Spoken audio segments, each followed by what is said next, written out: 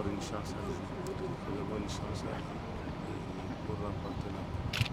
Justement, le Mali n'était pas favori de cette compétition, même s'il était champion détentrice de la coupe. Mais dites-nous, comment vous en êtes arrivé là, justement? Oui, on n'a jamais arrêté, malgré la suspension qui frappait notre pays. Et nous avons demandé à l'encadrement technique de maintenir l'équipe, de maintenir un programme de préparation. Et ce programme a été maintenu et nous l'avons financé. La Fédération malienne de football, bien qu'étant suspendue, a continué à soutenir ces joueurs, à financer le programme d'entraînement, à chercher des matchs amicaux. Vraiment, le programme est préparé comme s'il n'y avait vraiment pas de suspension. C'est ça, c'est ce qui explique le succès. Mais l'entraîneur a toujours répété que la préparation a eu lieu au Mali. Il n'y a pas eu de match international.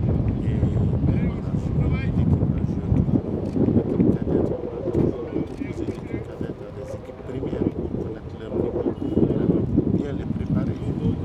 Tous les matchs amicaux ont eu lieu à Bamako, comme il a dit.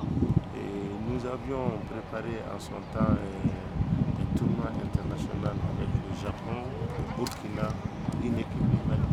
Mais malheureusement, puisqu'on était frappé par la suspension, ces équipes n'ont pas pu faire de déplacement. Donc c'est un problème typiquement malien qui a été conçu pour la préparation de cette équipe. En général, les équipes sont confrontées aux histoires de primes. Est-ce que vous nous rassurez que tout est... Non, on n'a pas de problème à ce niveau. À ce niveau, au niveau des petites catégories, on n'a pas de grands problèmes. Et ça, c'est de tout le temps. C'est au niveau des seniors qu'il y a souvent des problèmes de primes. Mais au niveau de la petite catégorie, c'est des enfants qui commencent leur carrière internationale. Donc, ils ne sont pas vaccinés. Parce que c'est aussi lorsque ils fréquentent d'autres joueurs qu'ils peuvent avoir des idées noires. Mais pour le moment, ils sont à l'état pur. C'est ce qui est une chance pour nous. Est-ce que la crise a pris définitivement fin au Mali? Mais nous pensons que la crise est derrière nous. On est à son épilogue. Parce que la FIFA a tranché. Nous avons reçu il y a 2 semaines une lettre de la FIFA qui dit non à une commission de normalisation. Parce que c'est elle seule qui est habilitée à mettre une commission de normalisation en place. Et une commission de normalisation se met en place après l'analyse de la situation, après l'évaluation de la situation pour la FIFA.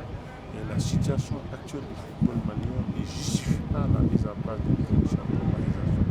Et notre mandat reste à courir pendant 6 mois. 6 mois, c'est rien pour la FIFA. Dans ce cas, laisser le comité exécutif aller au bout de son mandat. Ceux qui estiment qu'ils sont très forts, qu'ils ont la majorité avec eux, ils viendront à l'élection. Comme ça, à l'élection, on connaîtra qui est majoritaire ou pas. Non, nous pensons qu'avec cette lettre de la FIFA, le problème est fini. D'accord. Quel état de santé de vos équipes?